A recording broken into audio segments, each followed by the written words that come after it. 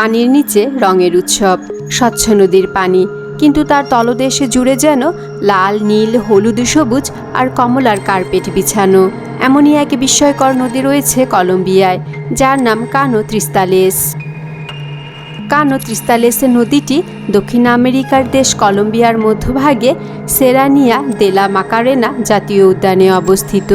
নদীটি প্রায় 100 কিলোমিটার দীর্ঘ এবং এটি গুইয়া ভারে নামের একটি প্রত্যন্ত অঞ্চলের মধ্য দিয়ে প্রবাহিত হয়। এই নদীটি পাথর দ্বারা গঠিত, যার বয়স প্রায় 12 কোটি বছর।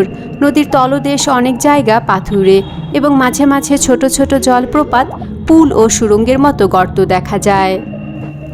1990 এর দশক পর্যন্ত এখানকার সহিংসতা ও গৃহযুদ্ধের কারণে পর্যটকদের প্রবেশ নিষিদ্ধ ছিল, কিন্তু 2000 সালের পর কলম্বিয়ান সেনাবাহিনীর নিয়ন্ত্রণে জায়গাটি পর্যটকদের জন্য খুলে দেয়া হয়। তখন থেকেই এই নদীটি জনপ্রিয় হয়ে ওঠে বিশ্বজুড়ে। নদীটির সবচেয়ে বড় আকর্ষণ হলো এর রং। বছরের জুন থেকে নভেম্বর পর্যন্ত নদীর নিচে জন্মানো এক বিশেষ গাছ ম্যাকারেনিয়া ক্লাভিগেরা ফুল ফোটায়।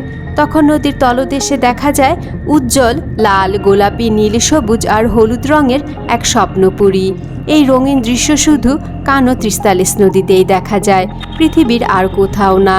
এজন্য একে রিভার অফ 5 কালার্স বা লিকুইড রেইনবো বলেও ডাকা হয়। পৃথিবীর আর কোথাও এমন নদী নেই। এটি এখন একটি জনপ্রিয় পর্যটন কেন্দ্র। আপনি চাইলে গাইড সহ ট্রেকিং, নৌভ্রমণ বা ঝর্ণাগুলোর আশেপাশে ঘোরাঘুরি করতে পারেন, তবে পরিবেশ রক্ষার জন্য এখানে ভ্রমণ নিয়ন্ত্রিত ও সীমিত সময়ের জন্য অনুমোদিত।